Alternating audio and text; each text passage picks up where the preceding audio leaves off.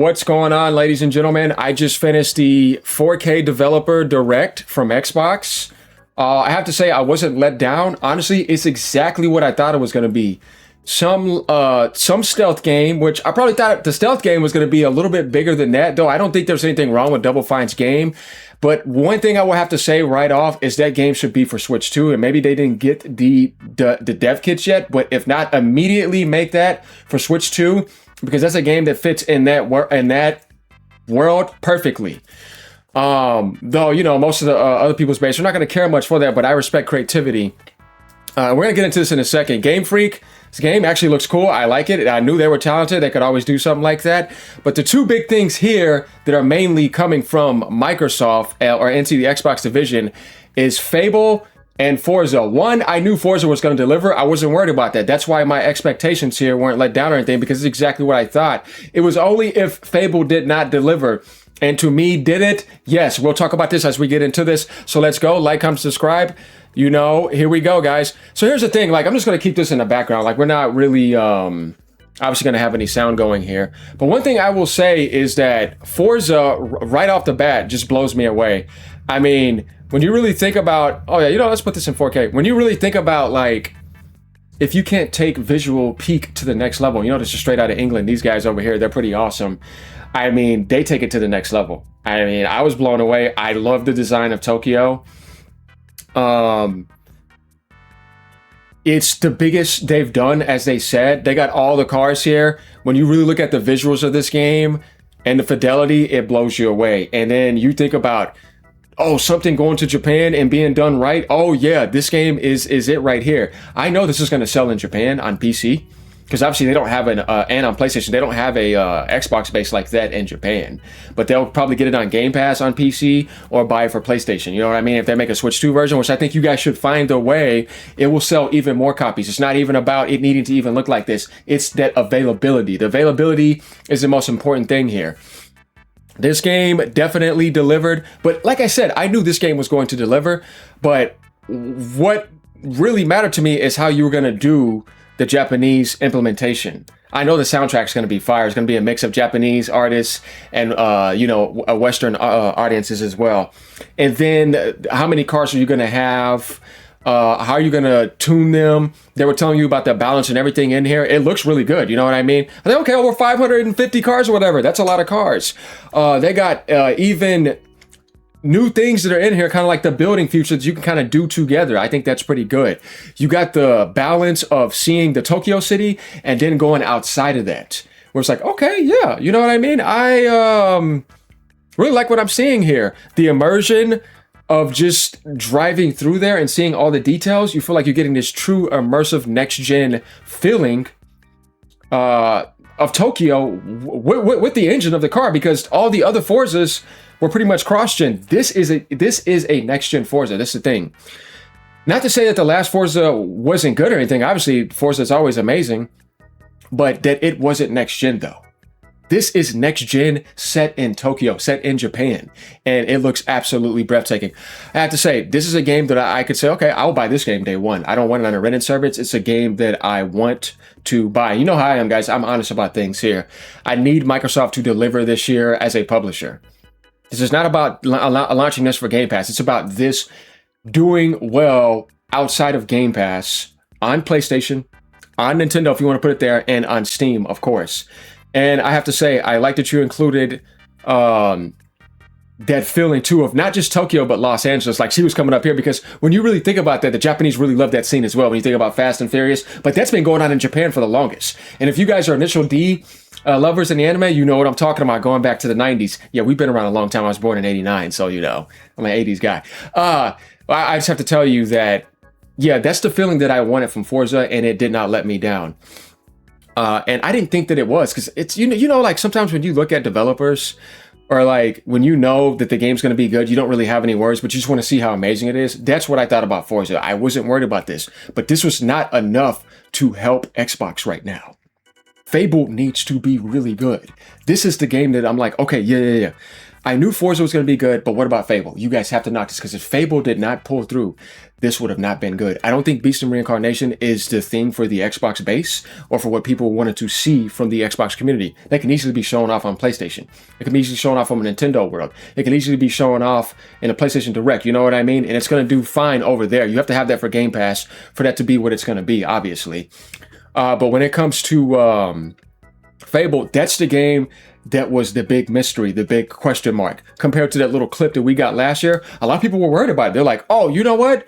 We know Forza Horizon is going to be good. This game's going to sell probably 20 million. It'll be able to probably do that, or 15 million. You know what I mean? It'll definitely get its 10 million sales between PlayStation, Steam, and Xbox within the first year. I'm telling you that right now. This game is good enough to be able to do that. So I don't doubt that. I mean, if you look at everything here, it looks stunning. But the game that everybody was worried about, though, if you guys know what I'm talking about, is Fable. Now, here's one thing I have to say, though. Let's go right to it. Because Forza, you know, I knew that was going to be good. All right, and I'm pretty sure you guys probably feel the same way about me, or feel the same way that I do. I'm a little bit worried about the performance, but we're going to see how it is, because they still got all the way till fall. So I think they'll be fine by then. Other than that, you didn't let me down. And I have to give them the benefit of the doubt, because they are not the original designers for this. And most time when people get their hands on a game or an IP, sometimes it gets canceled. They go through development hell. They have to ask for help, which I know they did, but they end up pulling through. It looked like it could be really good. Like somebody could say, this may be in the RPG Game of the Year category, RPG of the Year category. It may be able to get that peak where it could be high 80. I don't know about 90 meta. We need to see more, but you literally paid attention to the history of the trilogy back in the Xbox days. You got everything that you wanted. The only thing that is missing here, guys, and we still got a lot to talk about when it comes to Fable, is what's going on with the online and co-op. They didn't say anything about that. So maybe they're working on that secretly, because I was like, okay, I liked everything you showed me, but you didn't show me anything about online co-op. But the engine looks way more refined compared to what you were showing me last year with that little teaser clip. It looked very rough. Like, what is this, right? The gameplay looks good. Looks like they got a little bit of Witcher combat up in there, right? I was like, okay, you like a little bit like that. You know what I mean? Like it feels more grounded. It's not just mindless and you just beat the hell out of the enemy's meter real quick and they're gone. No, it looks like there's some balance there. You're not going to just beat the game with your eyes closed. It looks like you kind of have to pay attention. So you got a good sense of balance of the melee combat. There's a little bit of innovation in there too. You got the transmogrification up in there, or, you know, polymorphing, if you want to say that. You have character customization, you have ranged, and you have magic combat, and it's done to look like there's some love put into there. We didn't see a whole lot, but this is way better than what we saw last year. I like the design. I like that the world looks adventurous. I like the artistic design. I like the engagement of the community, that you're saying that I can talk to anyone. They all have their own personalities. You can even get them to work for you, or you can evict them, like all that type of stuff. It looks pretty good. Where it's like, okay, good. So you guys did the two most important things that you needed to do in this direct, because people knew it was going to be pretty much 3 games and a side game. Fable made it through. Forza obviously was the highlight of the show, but Fable also held its own ground. So I'm not going to say this was an amazing direct, because these are only 2 games, and Forza was kind of expected, but you didn't let me down. So it was solid.